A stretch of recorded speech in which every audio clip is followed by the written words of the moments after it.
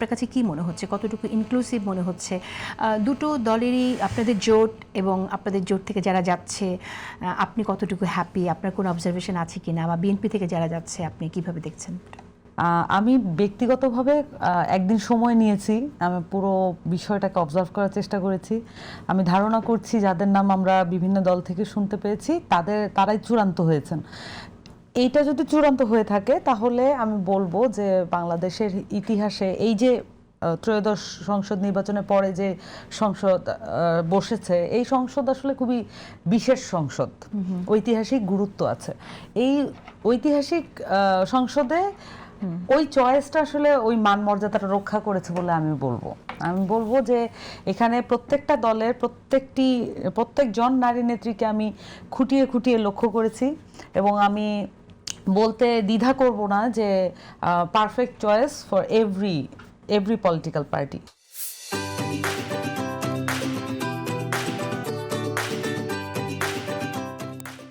এবং প্রত্যেকেই খুবই চেষ্টা করেছেন যে তাদের মনোনীত যে সংসদ সদস্য তারা যেন যোগ্যতা, মেধা এবং বুদ্ধিমত্তার জায়গা থেকে ওই স্ট্যান্ডার্ডটা টাচ করেন, এটা চেষ্টা করেছেন। এবং ত্যাগ, তিতিক্ষা, এই বিষয়গুলোকে যাতে নজরে আনা যায়, যেহেতু এটা একটা আলোচ্য বিষয় ছিল আপরাইজিং এর পরে। সো এইটা টাচ করেছে বলে আমি বলবো বিরোধী দল, সরকারি দল সকলের ক্ষেত্রেই আমি একটা বড় স্ট্যান্ডার্ড সেট করা গেল, এটা আমি বলবো।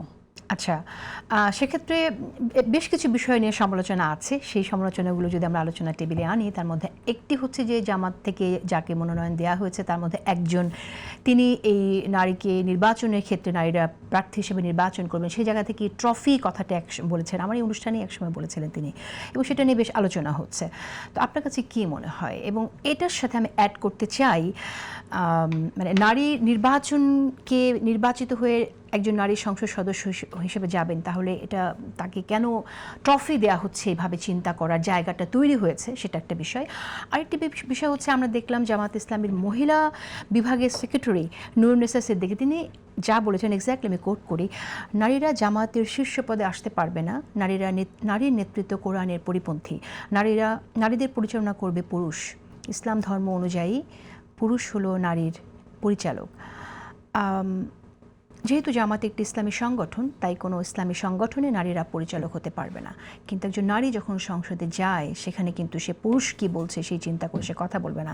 একজন সংসদ সদস্য হিসেবে তার বিবেচনা থেকে, সাধারণ মানুষের জন্য, জনগণের প্রতি প্রতিশ্রুতি থেকে যেটা বলা উচিত সেই সিদ্ধান্ত সে নেবে। তাহলে আপনার কাছে কি মনে হয় যে সংসদ সদস্য হিসেবে তিনি কি আসলে, তারা কি, যারা এই বিশ্বাসটা ধারণ করেন, তারা কি সংসদ সদস্য হিসেবে দায়িত্বটা পালন করতে পারবেন কিনা? ধন্যবাদ। কিন্তু আমার কাছে মনে হলো যে পুরো প্রশ্নটার জবাব যদি জামাতের একজন থাকতেন এই টেবিলে, তাহলে তার বিশ্লেষণ শুনতে চাই সামান্তা। আমি ওভারঅল যদি বলি যে আমরা যেখানে ছিলাম, বাংলাদেশের নারীদেরকে নিয়ে, মানে রাজনৈতিকভাবে যেখানে ছিলাম, সংসদীয় রাজনীতিতে তার থেকে খুব ধীরে ধীরে, আমি বলবো 1%, 2% করে আমরা এগিয়ে যাচ্ছি। এইবার আমি মনে করি এটা প্রায় 5% জাম্প দিয়েছি আমরা। কিন্তু মোটা দাগে সংরক্ষিত নারী আসনকে আমি কিন্তু একটা অপমানজনক প্রথা হিসেবেই দেখি। এবং আমি মনে করি যে প্রত্যেক নারীর যারা রাজনীতি করবেন তাদের একটা কমন লক্ষ্য হওয়া উচিত যে এই অপমানজনক প্রথা বাংলাদেশ থেকে দূরীভূতকরণের জন্য আমরা কি ধরনের কাজ করতে পারি Intra party, across party. So আমি এখানে মনে করি যে এখানে যারা যাচ্ছেন, মানে সংসদ সদস্য হিসেবে, সংরক্ষিত হিসেবে যাচ্ছেন, তারা যেন সংরক্ষিত কথাটাকে মাথা থেকে মুছে ফেলেন এবং তারা যখন কথা বলবেন, বাংলাদেশের আপামর নারীদের সকল সমস্যা নিয়ে কথা বলাটা তার জন্য সবচেয়ে বড় কাজ, বড় দায়িত্ব। কিন্তু সেই ক্ষেত্রে আপা অবশ্যই আমি মনে করব যে দলের যে ক্যারেক্টার থাকে, চরিত্র থাকে, দল কিন্তু অনেক সময়ে তার এই কথাগুলোর জন্য পারমিট করে না, তার কথা বলার জন্য পারমিট করে না। নিজের সংসদ সদস্য বিরুদ্ধে কথা বলা বা দলীয়ভাবে নারীদেরকে কিভাবে প্রেজেন্ট করা হয়, আপনি দেখেছেন যে নারীদের সম্পর্কে একজন সংসদ সদস্য সংসদের বাইরে গিয়েও বাজে মন্তব্য করেছেন। এই ধরনের সিচুয়েশনে অবশ্যই বাংলাদেশের সকল নারীদের পক্ষে স্ট্যান্ড নিতে হবে এবং এটা করতে পারতে হবে তাকে। এই দায়টা কিন্তু আমরা সকল নারীর পক্ষে স্ট্যান্ড নিতে হবে। কিন্তু যখন কোনো নারী এই কথাটাই বলেন যে পুরুষের নেতৃত্ব মেনেই রাজনীতি করতে হবে, তাহলে সেটা তিনি করতে পারবেন? এটা আমার কাছে একরকম ভাবে মনে হয়েছে এবং এটা আমি আগেও বলেছি। আপা যেই মানে কোটেশনটা করেছেন, ওই কোটেশনে উনি কওমুন্নেসা, মানে কওম শব্দটার যে অর্থটা উনি বলেছেন, বাংলা অর্থ বলেছেন, প্রথমত আপনাকে এটা ধরে নিতে হবে আরবি ভাষার যে অর্থসমূহ শব্দসমূহ সেটার বাংলা ট্রান্সলেশন কখনোই সেম সেন্স বহন করে না। লস্ট ইন ট্রান্সলেশন বলে যে কথাটা আছে সেটা এখানে সবচেয়ে বেশি প্রয়োগ করা উচিত। এবং যেই শব্দটার অর্থ উনি পরিচালক হিসেবে বলছেন সেই শব্দটার অর্থ নানানভাবে আমাদেরকে বুঝার অবকাশ আছে। কারণ আমি যদি সময়ে পেলে ব্যাখ্যা করব। হ্যাঁ, তো এখানে আসলে আরবি শব্দ এবং হিব্রু শব্দের রুট কিন্তু আছে। এই শব্দগুলো ডেরাইভ ফ্রম দ্য রুট এবং এই রুটগুলো হয় 3 লেটার রুট।